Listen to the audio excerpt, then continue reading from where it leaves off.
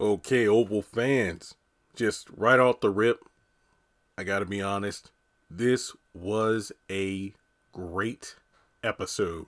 Season 5, episode 14, entitled Off the Deep End.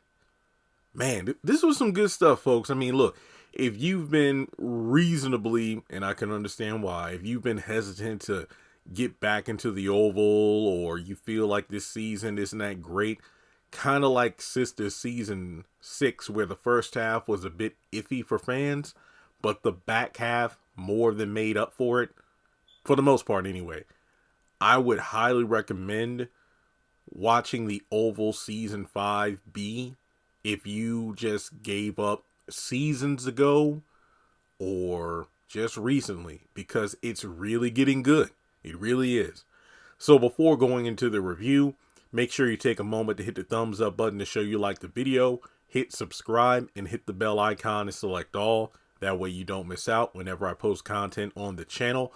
Also, just a side plug, my backup channel, My Kind of Entertainment, we're less than 435 people away from 10,000 subscribers, so I'd really like to hit that milestone soon. So for every person watching this video, if you can go over to my backup channel and hit subscribe, I'd appreciate it. A link is in the description box below. So we pick up where we left off, and that's Agent Isaac. He was easily the MVP of this episode. I know everybody and their mother was telling me last night, Jeremy, if you didn't watch the episode yet, the opening scene alone is a 10 out of 10. So Agent Isaac, who wastes no time, goes right to his first mission, and that's to arrest Victoria and bring her to Hunter, and that's exactly what he does. So he has another female agent with him. You know, he just goes, ma'am, we need you to get out of bed. Victoria's like, this is late. I'm in my nightgown. I'm not getting out of my bed. Ma'am, get out of bed. Who do you think you are? The president told me to come down here and told me to arrest you. Wait, what? That can't be. Eli would never. No, I'm talking about Hunter Franklin. And Victoria is like resisting arrest and whatnot. First of all, the female agent dragged her out of bed, restrained her, and then when she kept fighting back, her ass got tased. I mean, it got to the point where Isaac let her know, look, ma'am, if you keep resisting, because I've already asked you one too many times, we'll tase you again. And then Victoria finally, managed to go through the door. And it's funny because she kept looking back like, she gonna tase me again? And it's crazy because I don't feel sorry for her. It's one of those, she's finally getting what she deserves. Think of how many people she has tormented like this through abusing her power. And I think one of my favorite bits of the episode is when she is brought to Hunter's room and he learns that Victoria got tased. Oh, Gail's going to love to hear about this. You got to think about all the stuff she put Gail through. Like, what was it, that one episode where she dumped a bucket of water on her to wake her up? And now that she's gotten tased, it's like, oh yeah, you're getting a taste of your own medicine here. So Victoria's denying all. It's like, you have no idea what you're talking about. I didn't try to kill you. But then Victoria, kind of like with Cat Williams, Hunter, had the receipts. He pulled out the phone, played the messages that the DEA agent's wife let him listen to, and pretty much just said, look, I know it was you. You and Eli tried to kill me. It's not what it sounds like. It wasn't meant for you. Right. Take her to the bunker. And then, when Victoria tries to resist, he pretty much says straight up, look, they've already tased you. They now have been commanded to shoot you on sight. So if you try to fight again, you're either going to go to the bunker or you're going to the morgue. And then when she's getting dragged out of the room, look, hey, wait until I tell my father about this. And it's kind of like I said in my video. At this point, they're probably just clearing the deck. Because if Victoria's father didn't want this to happen, he definitely would have stepped in at some point. I think that now Victoria's just expendable because I think because she hasn't gotten Hunter in line yet, she's going to be taken out with the rest of the trash. That's personally what I think. Because again, with so much going down from Hunter being out of commission, Eli being in the power position now, if something that has occurred wasn't meant to happen, they would have stepped in. Kind of like the TVA in the Marvel series Loki. But she gets taken to the bunker. And before she gets there, we have Kareem and Antonio who are bickering back and forth. Kareem is ticked off because Antonio just ran his mouth and told Hunter everything. And I honestly think he made a solid point, because you ran your mouth and told him everything you know, meaning that they have no use for us. And then Antonio's like, look, I was going to sing like a canary. I told you I was, and I did. And you need to tell him everything you know. Man, I don't know anything. Look, you're the one running the operation out of the pharmacy. It's like, hey, I helped you out. The pharmacy wasn't making you a lot of money. I was doing all right. Yeah. And it's like, you never made any phone calls by yourself, huh? You better tell them what you know. And then they see the first lady being brought in there. And it's funny because Hunter's like, put her in the bunker. No cot, no nothing, no furnishing. You're just stuck in there. And then she demands to know who they are. And then, Antonio and Kareem don't say anything. And it's kind of funny. It's like, I'm the first lady. And it's funny how they don't say anything, because it's like, yeah, first lady or not, you're locked up just like the both of us. So what exactly, are you going on about? So we go over to Max. Yeah, Max. He's still waiting on any sort of clue that Jason is coming out of Alan's apartment, but no luck. Bobby rolls up and they have a brief conversation about the situation at hand. And the fact that, these two have been running on fumes for quite a while. Same goes for like Sam.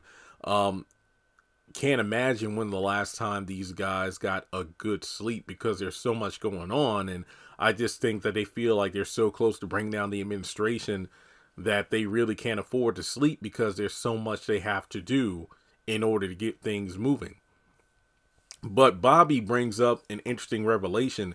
He actually has footage of the affair going down in the Oval between Eli and the First Lady, because dude has a hidden camera in the Oval, and Max chews him out because, they sweep that every single day, right? Yeah, I know, I'm in charge of making sure of that. So I have the footage in there. It's like, well, that's illegal, right? So you can't really use that footage without getting in trouble. But he says, look, well, it's actually for the Second Lady. Oh, wow, you trying to hit that too? No, man, no. It's just this information. We can use this and it can help us bring them down. So it's funny because Max is in his feelings about the whole thing, but Bobby gives him, what is it, little Bobby Jr. Basically, here's the keys to his car so you can go back to the hotel and get some rest while he stays on alert to look at the apartment. And it's interesting because Alan calls the FBI agents Cal and Desiree about the situation that, hey, the kid was at the apartment, but I have no idea where he went. He might come back, but they're going to put a guy in normal clothing, just to check out the place. So they'll be keeping an eye on the apartment as well in the event Jason comes back. And we learn that, unfortunately for me, Desiree and Cal are actually a thing. I don't know if they're a married couple or not, but they are together.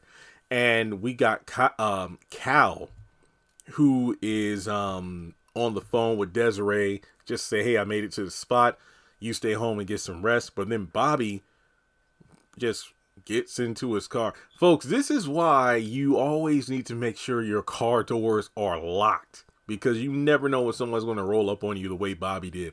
And he has a gun on Cal, and Desiree's on the phone the whole time. But Cal basically is able to calm Bobby down enough to just explain, look, we're on the same team. I'm looking for a kid. You're looking for a kid.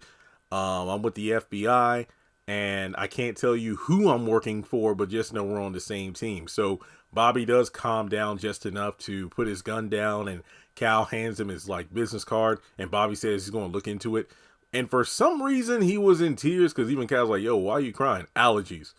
I think this dude is either sleep deprived or he's in his feelings about Lily. One of the two. I don't know what it is. Maybe we'll find out about it in an upcoming episode, but yeah, Bobby crying like a baby.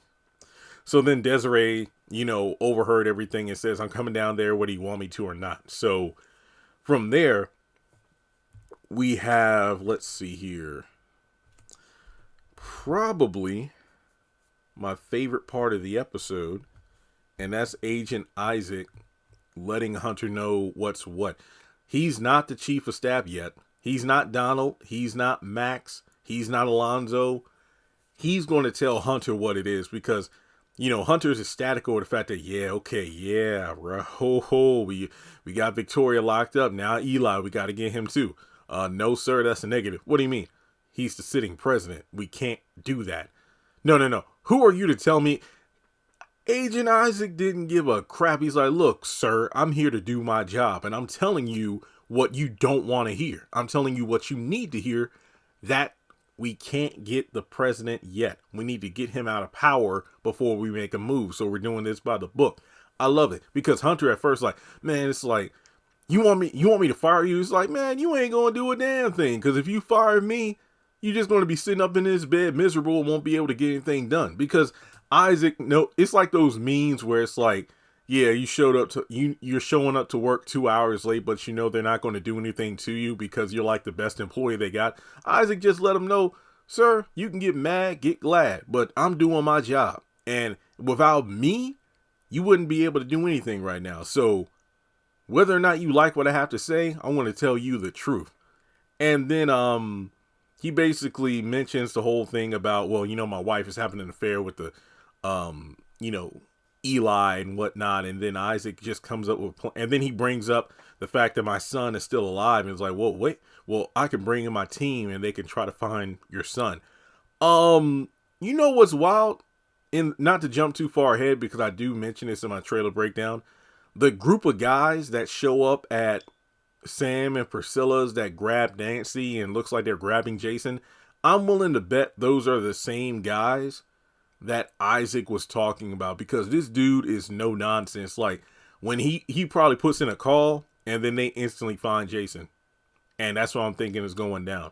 But in any case, like, you know what, we find your son and we get some more evidence together, because you say your wife tried to take him out in the hospital. All this stuff can be used to bring her down and then bring Eli out of power, and then you can take what you want. And then that's when Hunter is like, wait, you know what? Yeah. You know what? And the chief of staff too, I think he's on their side. You know, when all this is said and done and I'm back in power, you're my new chief of staff. Yes, sir. You been in combat? Yeah, for about 15 years. You know about psychological warfare? Go down there and torture my wife. Bro, kudos. What's his name? Sean Pullman, I believe is the name of the actor. This dude's good. He's really good. So we go over to Kyle's apartment, and he and Dale start drinking, and it's funny because Kyle takes some blow, and he tries to get Dale to loosen up, but then Dale is, like I predicted in the promo, obviously talking in a way where you could tell he's wearing a wire. And then as he goes to the bathroom, Kyle's like, let me get your phone, because I know you're clearly been recording me since the moment we got to my apartment. And then Dale's like, I don't know what you're talking about. Here's the phone if you don't believe me. And that's pretty much it for that scene. So we go over to Simone, who, well, I already knew it. Priscilla effed up telling her about the affair. She's been drinking, so then she calls Donald and basically says, you know what, you're right, because remember when she was locked away in the bunker, Donald stopped by to talk to her, and then they pretty much formed a semi-alliance, and then Simone obviously knew she could call Donald, which she did, and she wants to exchange information. Now, Donald's like, look, you know what? I think you've been sipping on the bottle a bit too much, and you need to sleep this off. Well, I know about you and Kyle, and then you were right about my husband sleeping with the first lady. I want to go over there and beat her ass. Like, man, look, that's not a good idea. You tried that before, right? Yeah, I did, and I knocked her ass out. And then look where it got you. And then they basically agree to meet up at some point tomorrow to exchange information. Sam gets Richard home okay from the bar, and they pretty much reminisce over the situation at hand. The fact they need to get some sleep. They got another long day ahead of them at the White House. Richard says Sam can sleep in Barry's room, and with everything that's been going on with Nancy and the truth bombs, it's like, if I'm Barry, I better get a DNA test on him. At this rate, I don't even know if he's my son. It sounds like, whoa, man. It's like, but can you blame me, Sam? Can you blame me? And then, do you miss Priscilla? Yeah, I do. Well, now I know how Priscilla feels, because, you messed up, right? Look, man, we already went over this before. Yeah, I know, but I'm just saying. And then it's like, I could have easily stepped out. It's like, you should have just got somebody out here on the streets. Why you got to get mixed up with somebody at our job? Wait, have you stepped out on Nancy? No, that's what makes this shit so hard. The fact that I was faithful the whole time and she wasn't. So then Sam goes up to bed and Rich's like, I think I'm going to sit here for a while. So his ass just passes out at the table. So then we go to the next morning. Nancy's doing what she does best in the kitchen, throwing down. Look, say what you want about Nancy, but if memory serves, didn't she cook when she was still high? Because when she was, yeah, when her Daikon, elder mother, and the highest were at the house, I think Nancy cooked. Yeah, she was high, but she still was able to throw down in the kitchen. And then Priscilla's like, wait, do you do this for Richard every morning? Sure do. Wow, because I just love it. I mean, the fact that Priscilla was on her way out, but she didn't have time for work, but Nancy already had everything packed. That was pretty sweet. I do like that aspect of Nancy. It's just the cheating part that I can't get past. And I do like this, situation. Now, she does mention how she does feel better that everything is out in the open, but at the same time, she just can't stand Richard being upset at her. And then it's like, look, I need to just check to see if he cut my credit cards off or anything like that. And Priscilla's like, well, you cook like this, you can stay here as long as you want to. And then she remembers that Barry had one of her credit cards the last time she saw him. So it's like, wait a minute, let me see if I could check the charges on the phone, the cards, to maybe see if that can point me in the right direction. That's a very good idea. So when Priscilla steps out, Nancy gets on the phone, Jason pulls up with a knife, and then that's the end of the episode. Folks, again, this was a great episode. Highly recommended. Sisters, they got a hard job tonight. It's quite the high bar for them to try to surpass, because this episode was fantastic. But yeah, let me know your thoughts in the comment section below. Like and subscribe, and I'll catch you in the next video.